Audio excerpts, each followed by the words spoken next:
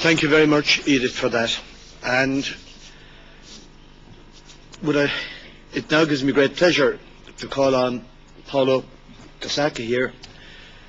Paolo was a member of the European Parliament for 10 years, member of the Socialist Group. He formed the Friends of Free Iran, or FOFI, with Stuart Stevenson in 2004. And we're absolutely delighted and honoured that you've come along today, Paolo. Over to you. Thank you, Mr. President. It is really a great honor to be with Madam Mariam Rajavi and all these distinguished personalities and all these very good friends here to speak about this momentous issue. And allow me to begin my considerations by remembering the last time I was here, just a few days ago, the 25th, the European Parliament and its President decided to make a commemoration of the Wannsee Declaration by the time that normally it is the Day of Holocaust that is commemorated. And in so doing, he pointed out to the importance of this moment where, with meticulous precision, these criminals decided to mass murder a whole people. And I am remembering this because many of us already spoke about the last Khamenei threats. So this is official saying and writing of the Iranian regime. And the world is not reacting as it should.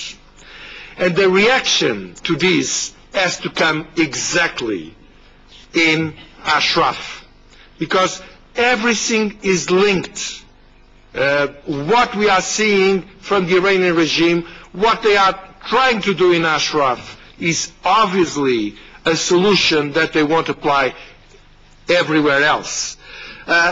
Diyala province, where Ashraf is located, and that declared a very short time ago its autonomy from the government, well, the very same hooligans that the Iraqi regime used to attack Ashraf are now surrounding the provincial council of Diyala in Bakuba. And actually, the members of the provincial council have run away, are in Karahin, in the Kurdish area in the province that is held by Peshmergas. And they actually asked me to say this to Struan. Well, how comes that Mr. Kobler, that was supposed to be doing something for peace and respect of rights in Iraq, how comes he doesn't respond, he doesn't show, he does nothing on this?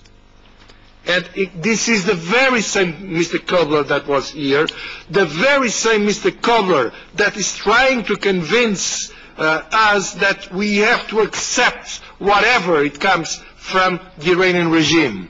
And we cannot do that. And Struan spoke already about Mr. Guterres, and I think that we have to make really a clear mark on Mr. Guterres, because his declaration of February the 1st was a magnificent declaration. He said loud and clear, no, it's not true that the UNHCR wants Ashrafis to be in Camp Liberty. We do not need this. This is not what we want to be able to hear them. No, it's not true that we did not say this is a great thing, and we did not certify the camp, and we did not, certainly never certify the forceful dislocation of Ashrafis. And this Mr. Guterres did in a very clear way, and I think we should point this out in a very as clear as possible.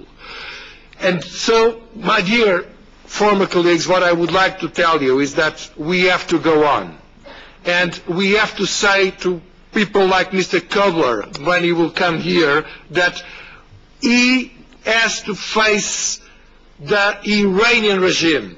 He cannot compromise. He cannot come with an hidden agenda arrangements that we do not know of and they did not declare of to force Ashrafis into something that is absolutely unacceptable.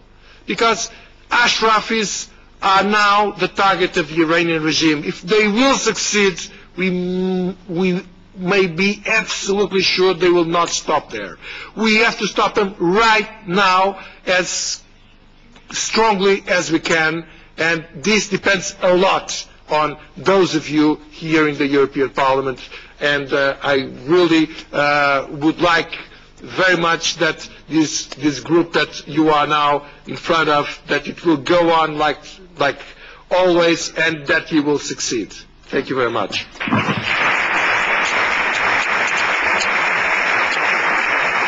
Thank you very much indeed, Paolo, for those very inspiring words. I have to say we're extremely grateful to all the speakers, but particularly to our friends from the United States who have made sacrifices to come here.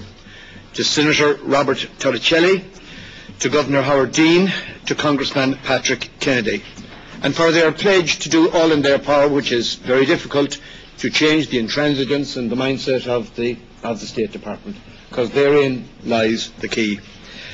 To our colleague MEPs who stayed for this session, we really appreciate your attendance and your support. And of course, also to other members who are part and parcel of the wider family that is the support group of the Friends of Free Iran.